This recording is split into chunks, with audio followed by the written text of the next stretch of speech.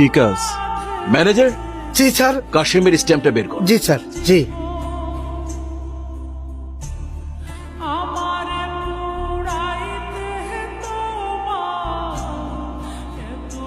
আমি ভদ্রলোকের কাছে 10 কোটি টাকা পাবো। দেখ, স্ট্যাম্পে সবকিছু লেখা আছে, শুধু তোর সই নাই। সইটা আমার দরকার। সই হলে মনে কর তোগো কেল্লা ফতে আর আমি টাকাটা পেয়ে যাব। বুঝতে পারছস? বুঝছি।